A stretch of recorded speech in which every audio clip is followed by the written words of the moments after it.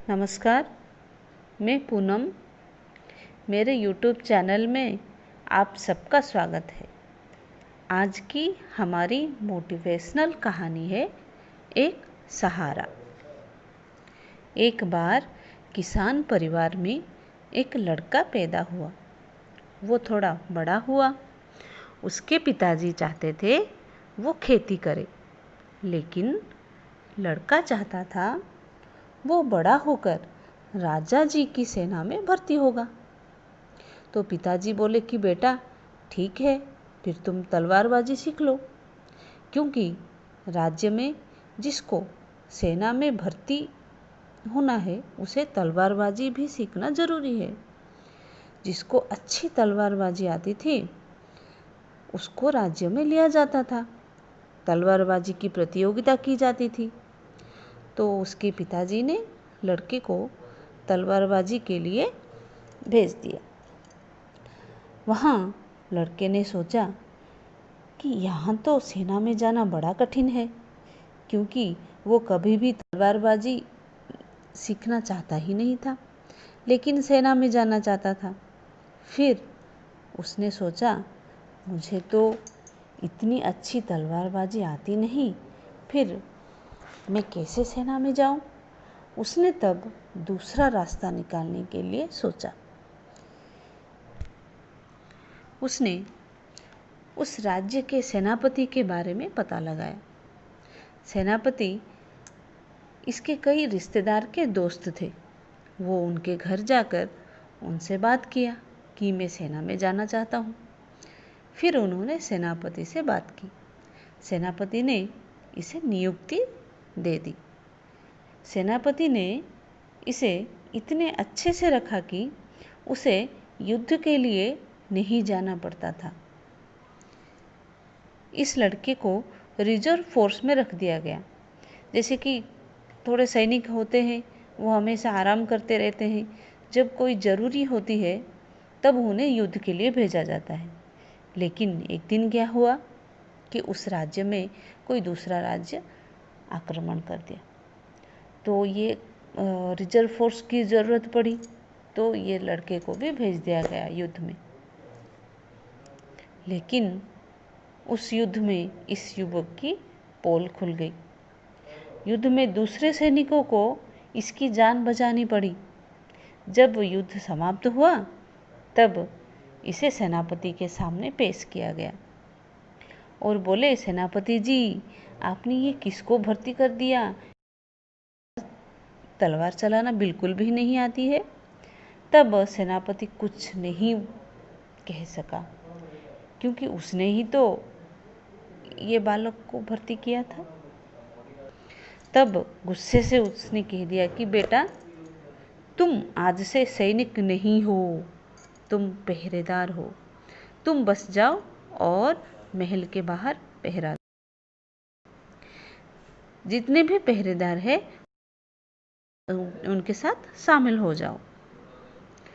उस दिन उसे बहुत बुरा लगा। उसने सोचा, अरे ये तो गलत आदमी निकला। मुझे तो किसी मंत्री या कोई बड़े आदमी से बात करनी चाहिए थी। उस दिन से लड़का पहरेदार का काम किया। बस पहरा देता और आ जाता था। पैसा भी बहुत कम मिलता था।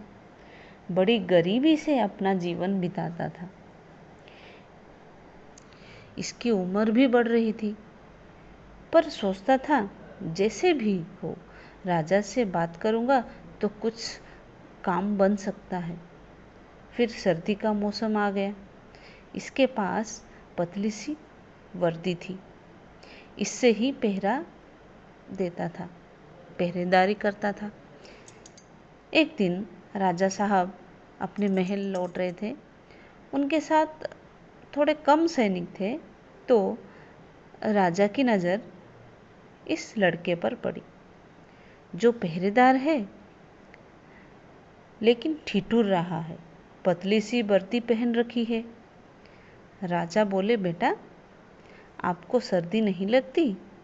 लड़का बोला, महाराज लगती तो है, लेकिन आप कुछ कृपा करेंगे तो अच्छा होता। तो राजा महल में जाते जाते एक वादा करके चले गए कि उसके लिए कुछ गर्म कपड़े या कंबल भेज देंगे। अब राजा साहब तो बहुत व्यस्त आदमी थे, अंदर जाकर भूल गए और अपने काम में व्यस्त हो गए, कंबल भेजना भूल गए। रात निकल गई। सुबह जाकर पहरेदार ने राजा को बताया कि उस पहरेदार की मौत हो गई और ठंड में ठिठुरने की वजह से हुई। ये सुनकर राजा को बड़ा पछतावा हुआ। बोले कि मुझे वहाँ जाना चाहिए। जाकर देखते हैं, वहाँ लड़के के पास एक पर्ची मिलती है। पर्ची उठाए और पढ़ने लगे। उसमें लिखा हुआ था, राजा साहब, ये सर्दी की रातें मैं बिताता जा रहा था। मेरे पास गर्म कपड़े नहीं थे। मुझे ऐसे ही ठिठुरता हुआ इस पतली सी वर्दी में रात मेरा निकल जाता था। लेकिन कल जाते जाते आप जो वादा कर गए कि मैं कंबल भेज दूंगा, उसके बाद से मुझे और ठंड लगने लगी। मैं इस भरोसे बैठा रहा कि और इंतज़ार करता रहा कि शायद आप कंबल भेज देंगे, लेकिन ऐसा नहीं हुआ और मैं अभी दुनिया छोड़ के जा रहा हूँ। आपके वादे ने मुझे खोखला कर दिया। ये थी कहानी। ये छोटी सी कहानी हमें सिखाती है कि सहारे इंसान को खोखला कर देती है और उम्मीदें कमज़ोर कर देती है। अगर आप कुछ पाना चाहते हैं, अपने जीवन में कुछ करना चाहते हैं, तो अपने भरोसे कीजिए। दूसरों के भरोसे रहेंगे तो जीवन में कुछ भी नहीं कर पाएंगे।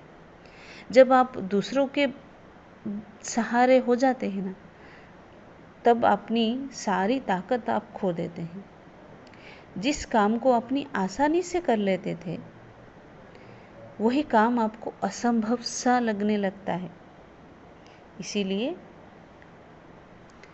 बिना किसी के सहारे आप आत्मविश्वास के साथ जीवन में आगे बढ़िए। धन्यवाद। अगर आपको कहानी अच्छी लगी तो मेरे चैनल को लाइक कीजिए और सब्सक्राइब कीजिए।